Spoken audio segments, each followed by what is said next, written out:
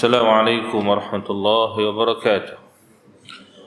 الحمد لله رب العالمين وبه نستعين على أمور الدنيا والدين وبه نستغفره. الصلاة والسلام على أشرف الأنبياء والمرسلين سيدنا وحبيبنا وشفيعنا ومولانا محمد وعلى آله وأصحابه وأتباعه إلى يوم الدين. اللهم افتح علينا حكمتك وانشر علينا من خزائن رحمتك يا أرحم الراحمين.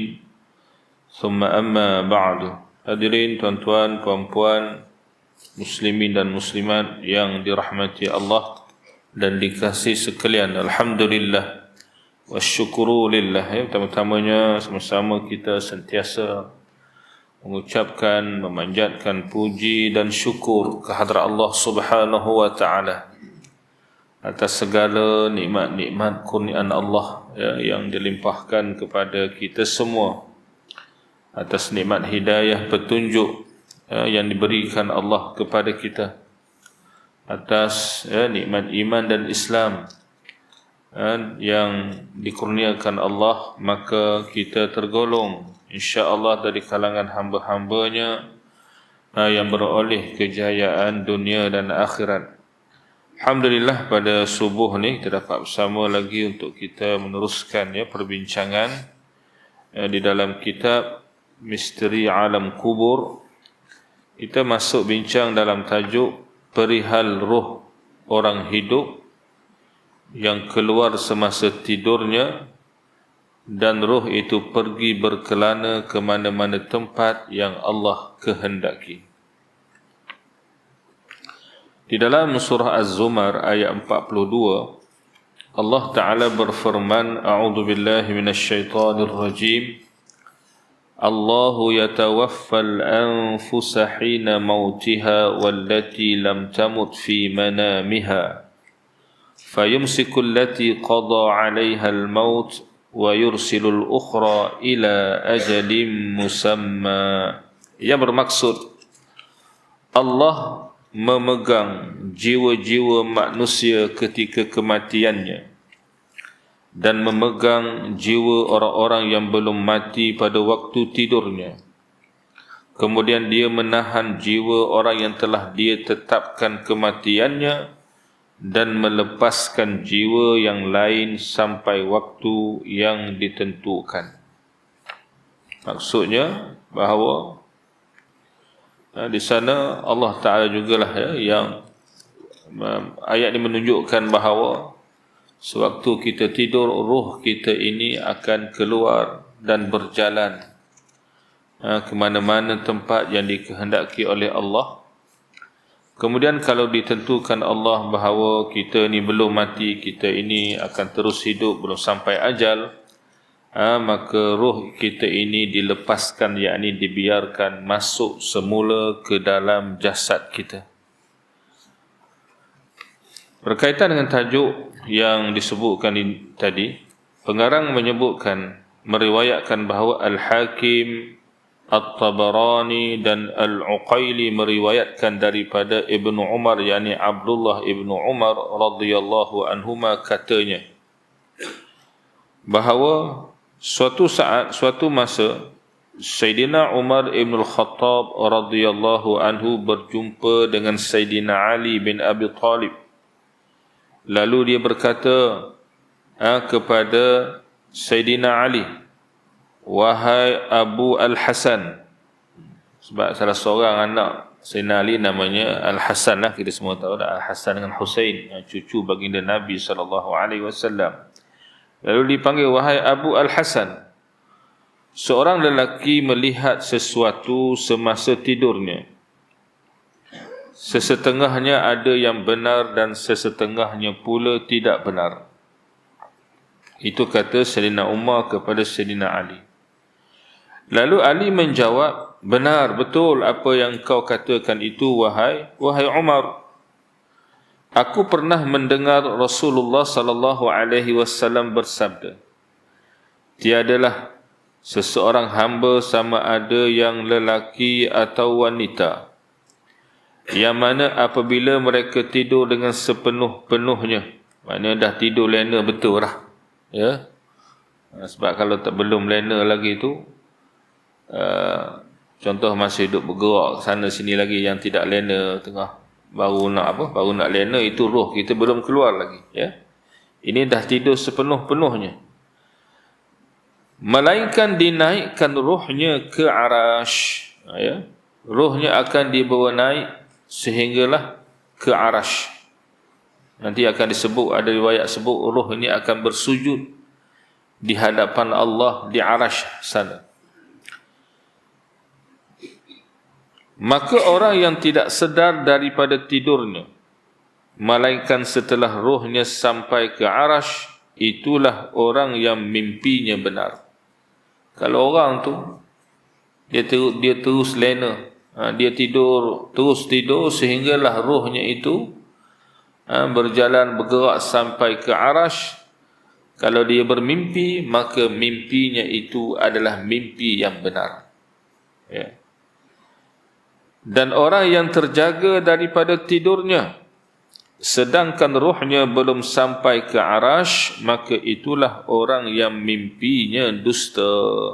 Ya. Tapi kalau rohnya itu belum sampai lagi ke arash Allah, mana arash ni sampai ke atas, lebih atas daripada langit yang ketujuh, lapisan langit yang ketujuh, tiba-tiba dia dah terjaga, maka kalau dia ada mimpi, mimpinya itu termasuk mimpi yang tidak benar, mimpi yang tidak benar. Jadi tuan-tuan, berdasarkan riwayat ini bahawa mimpi kita ni ada mimpi yang benar dan ada mimpi yang tidak benar. Orang kata mainan tidur tak? Mainan tidur. Nanti akan ada riwayat mimpi orang yang macam mana ni yang jadi benar. Itulah antara disebut bahawa orang yang sebelum tidur tadi, dia tidur dalam keadaan bersuci. Suci itu bersuci daripada hadas kecil dan hadas besar. Jadi kalau dia tidur dalam keadaan begitu, maka rohnya itu akan naik sehingga ke arash, dan diberikan peluang bersujud di hadapan Allah. Tapi kalau dia tidur dalam keadaan tidak bersuci daripada hadas kecil ataupun hadas besar, contoh dalam keadaan berjunub, maka rohnya itu tidak akan diizinkan untuk bersujud di hadapan Allah Subhanahu wa ta'ala. Dalam riwayat Imam Al-Baihaqi daripada Abdullah ibn Amru bin Al-As, yakni Abdullah ibn Amru bin Al-As radhiyallahu anhuma, roh dinaikkan ke langit semasa tidurnya dan disuruh sujud di arash. Ya, maka sesiapa yang tidak bersuci, maka dia sujud jauh dari arash. Ini satu riwayat lah, kalau dia tidak bersuci. Tak bersuci itu maksudnya suci daripada hadas kecil dan besar, maka dia sujud jauh dari arash. Ini perjalanan ruh yang sebahagiannya diceritakan oleh para sahabat radhiyallahu anhum. Kata Syekh Izzuddin Ibn Abdus Salam,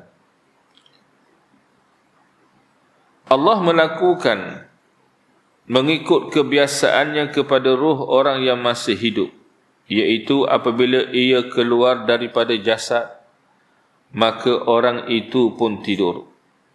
Ya, ruh ni bila keluar pada jasad, maka kita tidur lena lah tuan-tuan, ya.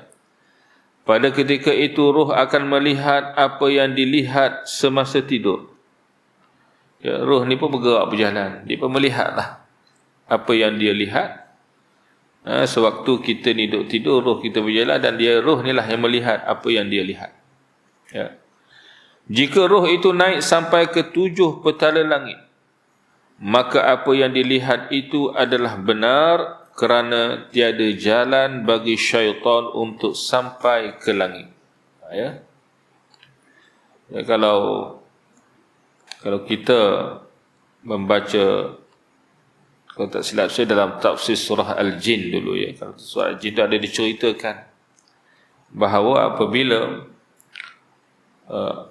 apabila Rasulullah sallallahu alaihi wasallam diangkat menjadi nabi dan rasul, diturunkan Al-Quran, maka pada ketika itu syaitan dan jin sudah tidak mampu lagi untuk mencuri rahsia langit, ditutuplah.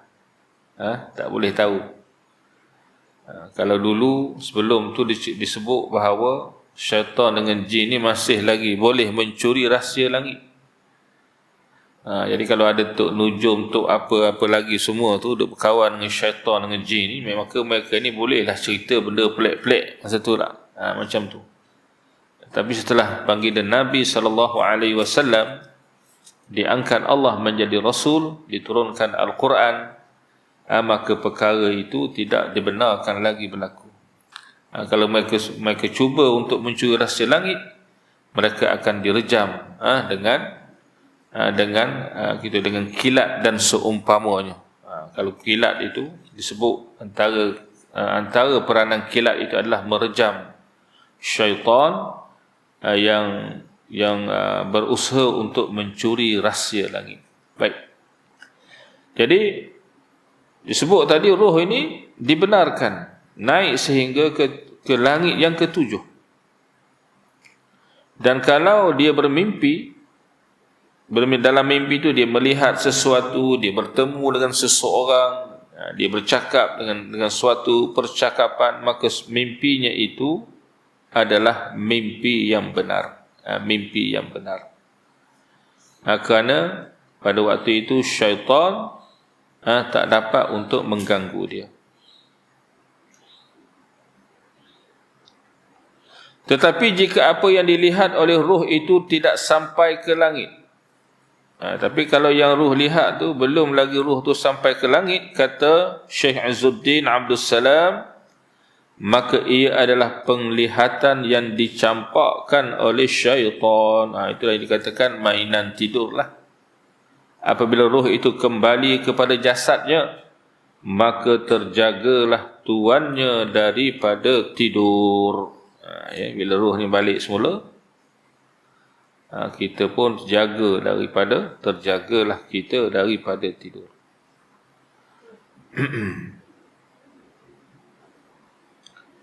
Ibnu Mandah menyebutkan daripada sesetengah ulama bahawa roh itu berpanjangan daripada hidungnya.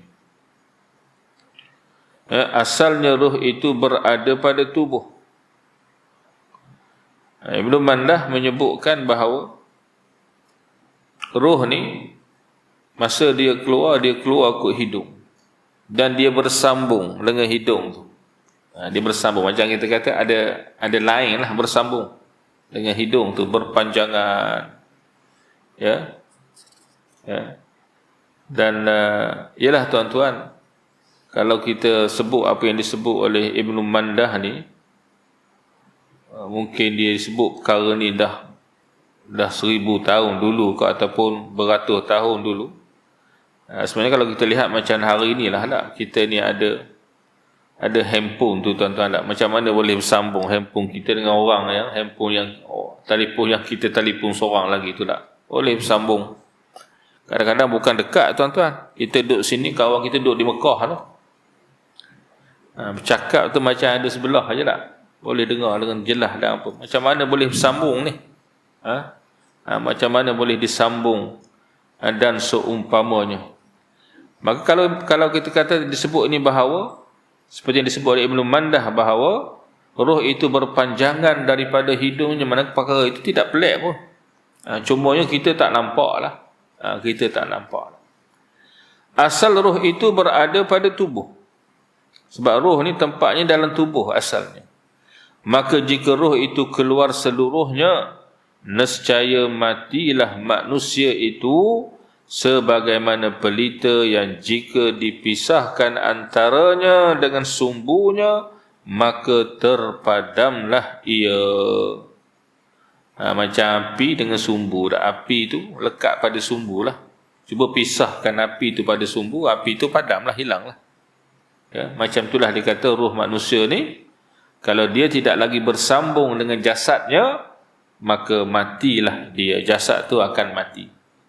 Itulah yang dimaksudkan dalam ayat yang kita baca tadi, yang saya bacakan dalam muqaddimah tadi, bahawa kalau Allah Ta'ala dah tetapkan kematiannya, maka Allah Ta'ala akan menahan roh itu daripada masuk ke dalam jasadnya semula.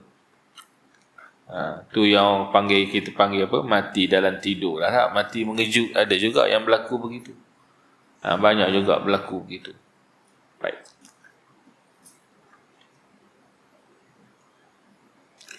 Tidakkah anda lihat bagaimana tempat terbitnya api dari pelita adalah sumbunya? Api itu daripada sumbu. Dan kecerahan cahayanya dapat memenuhi seluruh rumah. Api itu daripada sumbu, dan cerah cahaya api tadi satu rumah. Boleh jadi terang tak? Dia menerangi satu rumah. Maksudnya nak kata cahaya tadi adalah bersambung atau bersumberkan daripada sumbu tadi. Dia nak kaitkan bahawa roh yang bergerak tadi tetap bersambung dengan jasad empunya roh itu. Dia tidak akan terpisah. Macam mana bentuk, hakikat bentuk, kita kata persambungan itu, wallahu alam lah. Kita pun tak tahulah bagaimana hakikatnya. Cuma ini pendapat yang disebut oleh Ibnu Mandah berdasarkan riwayat daripada sesetengah ulama.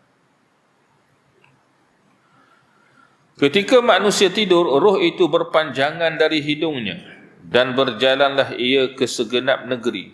Lalu ia diperlihatkan oleh malaikat yang bertugas menguruskan roh akan segala yang dikehendakinya. Kemudian ia dikembalikan kepada badannya. Jadi roh ni pun diperlihatkanlah apa yang dikehendaki oleh Allah untuk dia lihat. Maka begitulah perjalanan roh kita, tuan-tuan, semasa kita sedang tidur. Kita tidur. Baik.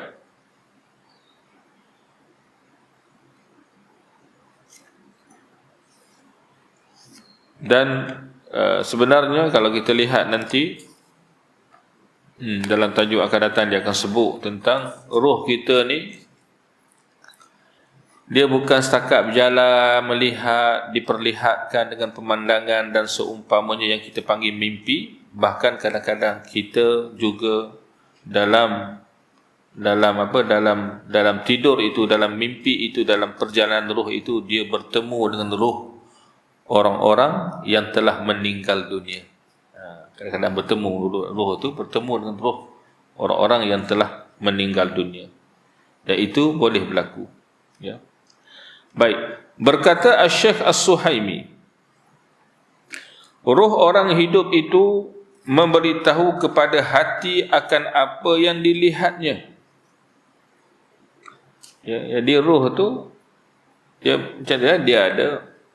ada kita kata persambungannya, perkaitannya dengan jasad dia. Lalu roh tadi cerita kepada hati akan apa yang dilihatnya. Hati ataupun akal lah. Sebab kalau kita lihat dalam hadis pun Nabi sebut bahawa akal itu berada di dalam hati.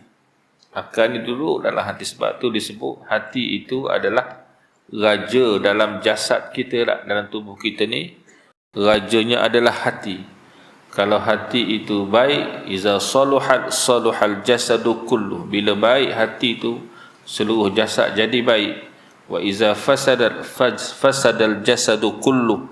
Kalau hati itu rosak, maka rosaklah seluruh jasad dia.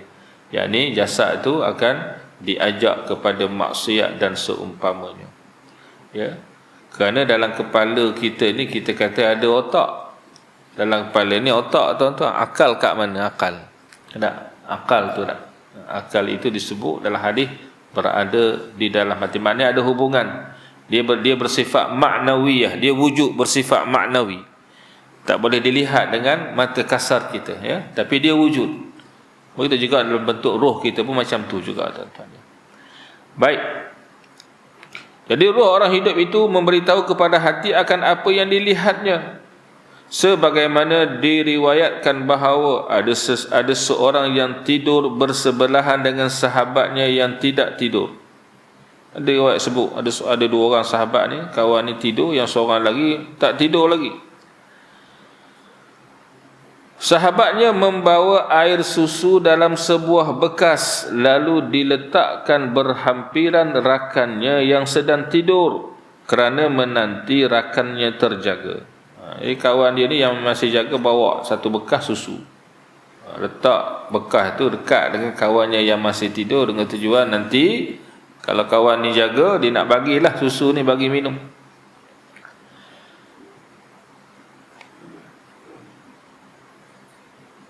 Tiba-tiba dia kata dilihatnya sesuatu yang keluar dari hidung rakannya yang tidur bagaikan lalat. Jadi kawan ni duk tengok sahabat dia tidak tidur, tiba-tiba dia nampak, dia terlihat ada sesuatu keluar ke hidung, macam lalat keluar. Ya, keluar. Tetapi dia tidak pasti apakah bendanya yang keluar itu. Jadi benda itu keluar jalanlah, terbang keluar. Setelah itu benda yang keluar itu kembali semula masuk ke hidungnya, lalu terjagalah sahabatnya. Kemudian benda itu masuk balik ke dalam hidung, dia pun terjaga, kawan tu terjaga. Lalu sahabat ni tengok kawannya yang tak tidur ada sebelah, lalu dia berkata kepada kawannya, aku melihat sesuatu yang ajaib, dia kata. Tadi aku dalam tidur, aku melihat sesuatu yang ajaib. Sebab tuan-tuan, kita ni kadang-kadang mimpi kita ni, kalau kadang-kadang kita masa baru jaga tu, kita boleh ingat apa kita mimpi tadi. Kita ingat lagi. Kadang-kadang ingatan tu ada yang ingatan yang berpanjangan, ada yang kadang-kadang kita ingat sekejap, kemudian kita lupa dah. Rasa-rasa tadi mimpinya begini. Tapi kadang-kadang kalau mimpi yang benar, maka kita akan ingat mimpi itu dengan kadar yang lebih lama. Dan kadang-kadang kita boleh bercerita pula walaupun perkara itu telah lama berlaku. Baik. Jadi kawannya bercerita, tadi aku melihat sesuatu yang ajaib. Aku melalui di atas sebuah jambatan besi di tengah laut yang airnya adalah air susu. Susu dalam bekas tu, benda tu melintah ke atas tak. Jadi dia kata, dia lalu satu jambatan besi yang airnya itu adalah air susu. Maka takjublah rakannya yang melihat apa yang berlaku kepada sahabatnya ketika tidur tadi. Tahulah dia apakah yang dilihat oleh rakannya di dalam mimpi itu, kerana dia melihat sesuatu yang keluar daripada hidung sahabatnya dan kemudian masuk semula. Maka dia yakinlah bahawa yang keluar itu adalah roh sahabatnya, sesuatu yang kecil seumpama lalat yang keluar kemudian balik semula. Jadi itu mungkin Allah Ta'ala nak menampakkan kepadanya tak keadaan roh yang keluar daripada jasad sahabatnya tadi. Baik.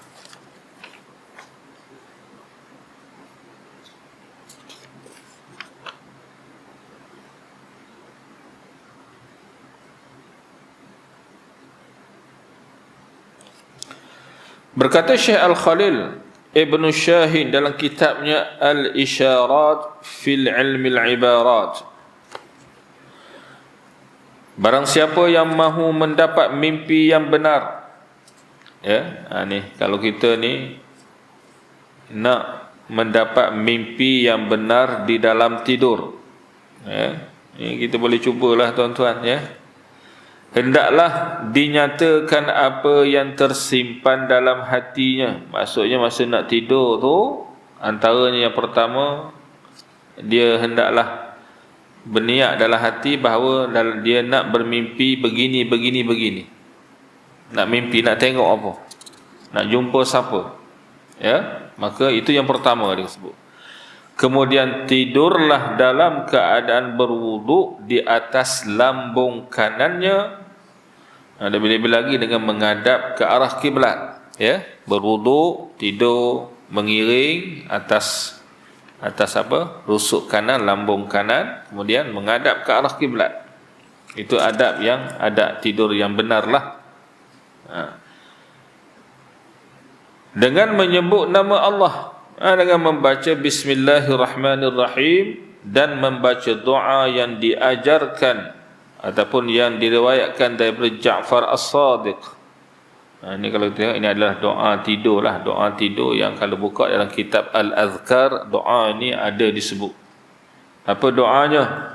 Kita baca doa Allahumma inni aslamtu nafsi ilaik wa wajjahtu wajhi ilaik wa fawwadtu amri ilaik wa alja'tu zahri ilaik raghbatan wa rahbatan ilaik la malja'a wa la manja minka illa ilaik amantu bi kitabika alladhi anzalt wa nabiyyika alladhi arsalt tabarakta rabbana wa ta'alait antal ghaniyyu wa nahnu al-fuqara'u ilaik Allahumma arini ru'yan sadiqatan ghaira kadhibah salihatan ghaira talihah saratan ghaira muhzinah nafi'atan ghaira darrah. Sebenarnya doa ni sampai antal ghani wa nahnul fuqara'u ilai, ini adalah doa yang diajarkan oleh Nabi. Kemudian Imam Ja'far As-Sadiq dia menambah doa Allahumma arini ru'yan sadiqatan sehinggalah ke akhir doa yang bermaksud, ya Allah, sesungguhnya aku serahkan jiwa ragaku kepadamu, ya, inni aslamtu nafsi ilaik, aku serahkan diriku kepadamu, ya Allah. Wa wajjahtu wajhi ilaik, aku hadapkan wajahku kepadamu, aku hadapkan wajahku, diriku kepadamu. Wa fawwadtu amri ilaik, dan aku serahkan urusanku kepadamu. Wa alja'tu zahri ilaik, aku hulurkan belakang tubuhku kepadamu kerana harap dan takut kepadamu. La malja'a wa la manja minka illa ilaik, tiada tempat melarikan diri dan tiada tempat selamat daripadamu melainkan dengan menuju kepadamu. Amantu bi kitabika alladhi anzalt wa nabiyyika alladhi arsalt, aku beriman dengan kitabmu yang engkau turunkan dan dengan nabimu yang engkau utuskan. Tabarakta rabbana wa ta'alaik antal ghaniyyu wa nahnul fuqara'u ilaik, maha berkat engkau dan maha tinggi engkau wahai Tuhan kami, engkau maha kaya sedangkan kami amat fakir mengharapkan pertolonganmu. Kemudian ditambah doa ni Allahumma arini ru'yan sadiqatan ghaira kadhibah, ya, yang maksudnya, ya Allah, perlihatkan kepadaku mimpi yang benar bukannya yang dusta, salihatan ghaira talihah, mimpi yang baik bukannya yang buruk, saratan ghaira muhzinah, mimpi yang menggembirakan bukannya yang mendukacitakan, nafi'atan ghaira darrah, mimpi yang bermanfaat bukannya yang memudaratkan. Itu di antaralah yang diajarkan oleh Imam Ja'far As-Sadiq supaya kalau kita nak mendapat mimpi yang benar, tuan-tuan. Yalah, mungkin kita adalah dalam diri kita masing-masing ni tak ada, kita teringin dalam mimpi tu kita nak jumpa siapa-siapa. Kita nak jumpa siapa-siapa, sama ada orang tu orang yang dekat dengan kita, orang yang kita sayang, orang yang hebat-hebat alim ulama dan seumpamanya. Maka kita boleh cubalah, tuan-tuan, mengamalkan apa yang diajarkan oleh Imam Ja'far As-Sadiq. Bukan susah pun tak. Tidur dalam keadaan berwuduk, maknanya kena sucilah daripada hadas kecil dan besar. Tidur dalam keadaan menghadap ke arah kiblat di atas lambung kanan.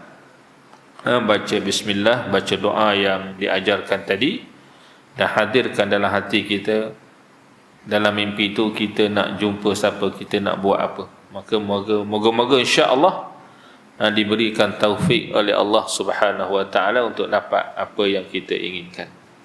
Baik. Jadi itulah yang disebut dalam tajuk bagaimana roh kita ni, tuan-tuan dan puan-puan, bila kita dah tidur lena, dia akan berkelana, dia akan berjalan dan melihat apa-apa yang dikehendaki oleh Allah untuk kita melihatnya. Baik, kita ambil sikit lagi perihal pertemuan dengan orang soleh di dalam mimpi. Ya. Bahawa di sana ada juga banyak riwayat yang menceritakan mimpi tadi bukan setakat kita bermimpi berjalan, melihat begitu dan begini sahaja. Bahkan kadang-kadang roh orang yang tidur tadi yang keluar berkelana, dia akan berjumpa pula dengan roh orang yang telah meninggal dunia, bertemu dengan mereka, berbicara dengan roh mereka, roh antara roh dengan roh lah, antara roh dengan roh. Ini juga berlaku. Diriwayatkan daripada Imam Ahmad Ibn Hanbal. Jadi Imam Ahmad, tuan-tuan, dia ada kitab hadisnya. Imam Ahmad bin Ibn Hanbal, dia ada kitab hadis Sunan Imam Ahmad. Dia ada kitab hadisnya, yang sebagaimana kita biasa dengar Imam Malik pun ada kitab Al-Muwatta. Imam Ahmad dia ada kitab hadisnya, riwayat dia. Cuma dia tidaklah disebut setara dengan kita kata Sahih Bukhari dan Muslim begitu.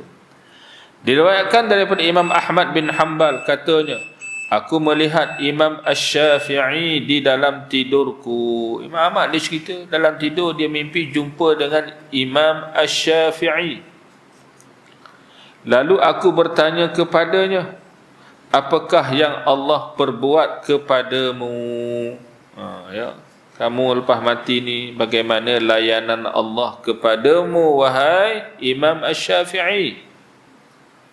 Yalah, kalau kita pun jumpa seseorang yang masa hidup dulu, maknanya kita anggap dia seorang yang soleh, seorang yang baik, seorang ahli ibadah dan seumpamanya, maka tentulah kita pun nak tahu betulkah kebaikan-kebaikan yang dia buat dulu di dunia itu dibalas dengan kebaikan oleh Allah ketika di alam barzakh dan seumpamanya tak? Jadi ini yang ditanya oleh Imam Ahmad kepada Imam Syafi'i dalam pertemuan antara roh mereka tadi. Lalu dia, yakni Imam Syafi'i, menjawab, Allah mengampunkan aku, memakaikan mahkota kepadaku, mengahwinkan aku, serta berfirman kepadaku, inilah kurniaan terhadap perkara yang engkau tidak pungut sebagai balasan apa yang aku redha dan sikapmu yang tidak takbur. Ya. Jadi ini yang kata Imam Syafi'i sebut, Allah beri keampunan kepada dia dan memakaikan mahkota kebesaran, mahkota kemuliaan, mengahwinkan aku, maknanya dikurniakan isteri, dan Allah Ta'ala berkata kepadanya, dia cerita ini adalah kurniaan Allah kerana apa yang dia buat semasa hidup dunia dulu, dan apa yang dia buat itu adalah suatu yang Allah Ta'ala redha, dan juga redha itu antaranya kerana walaupun Imam Syafi'i ini seorang yang alim, mempunyai pengikut, mempunyai anak murid yang begitu ramai, tapi dia tidak pernah takbur, yakni rasa besar diri dan seumpamanya. Jadi ini kisah yang diriwayatkan oleh Imam Ahmad bin Hanbal. Baik. Kemudian dalam riwayat yang lain, kata Rabi' bin Sulaiman, aku melihat Imam Asy-Syafi'i di dalam tidurku. Ya. Lalu aku berkata, tadi Imam Ahmad ni tuan-tuan, Imam Ahmad dia sempat berguru lah, anak murid kepada Imam Syafi'i. Ya, Imam Ahmad dia kenal lah tok guru dia lah. Jadi Rabi' bin Sulaiman pun kemungkinan dia juga mengenali Imam Syafi'i. Lalu dia cerita, aku melihat Imam Asy-Syafi'i di dalam tidurku. Lalu aku berkata, apa yang Allah lakukan kepadamu? Dia tanya juga, apa yang Allah Ta'ala perbuat, apa yang Allah Ta'ala balas kepada kamu, apa pemberian Allah, kurniaan Allah kepadamu selepas kamu mati. Jawabnya, didudukkan daku di atas kerusi daripada emas dan ditaburkan ke atasku permata. Maknanya diberikan kemuliaan, diberikan kesenangan, kenikmatan selepas beliau mati, yakni berada di alam barzakh. Cuma nanti tuan-tuan dalam tajuk akan datang dia ada bincang juga tentang bagaimana kalau dulu disebut bahawa orang yang mati ni, ruh orang yang mati di alam barzakh, sebahagiannya ruh mereka ditempatkan di dalam syurga lah, macam ruh para nabi, rasul-rasul alaihi wassalatu wassalam, ruh mereka sudah berada dalam syurga. Orang yang mati syahid berada dalam tubuh jasad burung hijau yang berterbangan di dalam syurga dan menikmati dengan nikmat, dengan memakan buah-buahan syurga.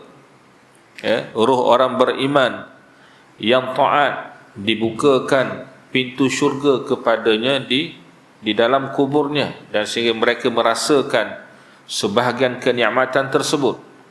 Jadi ada perbincangan, adakah syurga yang ditempati oleh ruh para syuhada, ruh para anbiya dan seumpamanya tadi, adakah syurga itu syurga yang disediakan Allah di hari akhirat ataupun syurga yang macam mana?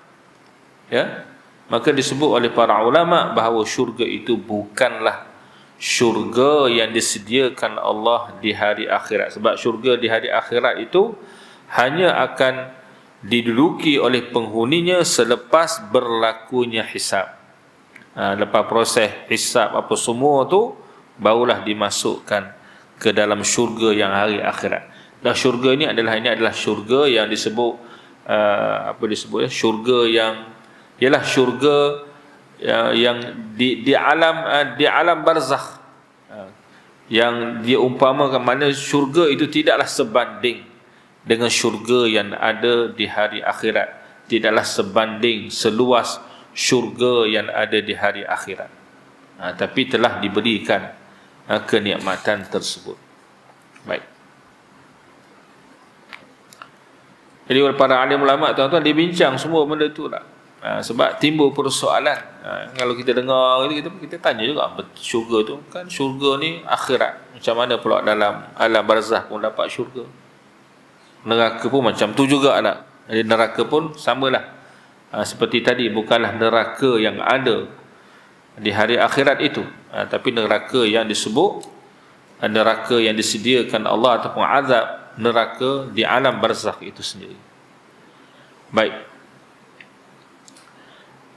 Yang terakhir kita ambil satu riwayat lagi. Diriwayatkan daripada Ustaz Abul Walid katanya, aku melihat Abul Abbas As-Sum dalam tidurku. Saya tadi tak sempat nak tengok Abu Abbas As-Sum ni siapa ya. Cumanya ini riwayatnya. Lalu aku bertanya kepadanya, apakah kesudahanmu wahai Syekh? Bila sebut Syekh ni biasanya Abu Abbas As-Sum adalah seorang, boleh kita sebut sebagai seorang ulama, seorang alim, seorang ulama. Mungkin Abu Abbas ni adalah guru kepada Ustaz Abul Walid. Jadi dia bertanya kepada Syekh Abul Abbas, apa kesudahan urusanmu wahai Syekh? Maknanya kamu lepas mati macam mana? Sebab kawan sudah meninggal dunia, jumpa dalam mimpi. Jawabnya, aku bersama Abu Ya'qub Al-Buwaiti dan Rabi' bin Sulaiman berjiran dengan Abu Abdullah Asy-Syafi'i, kami hadir setiap hari pada jamuannya. Jamuan siapa? Jamuan Abu Abdullah Asy-Syafi'i. Dia kata maksudnya mereka ini di alam barzah hidup berjiran bersama, berjumpa dan sama-sama, maknanya mengecapi nikmat dalam bentuk jamuan dan seumpamanya, macam masih hidup atas dunia lah tak, bertemu kemudian dihidangkan makan, maknanya diberikan kenikmatan oleh Allah di alam barzakh sana. Jadi ini di antara riwayat-riwayat lah tuan-tuan yang menceritakan tentang bagaimana orang yang masih hidup ni bila dia tidur, rohnya bergerak, lalu rohnya tadi bertemu pula dengan orang-orang yang soleh yang mereka kenali di dalam mimpi mereka. Wallahu a'lam bis-shawab. Jadi di sana ada lagi riwayat yang lain, nanti kita akan baca. Ada lepas ni riwayat yang agak panjang. Jadi kalau kita baca hari ini tak habis, tak sempat nak habis riwayatnya. Jadi kita insya-Allah kita akan sambung perbincangan kita ini di dalam pertemuan yang akan datang insya-Allah. Wallahu a'lam bis-shawab. Setakat itu dulu untuk pagi ini.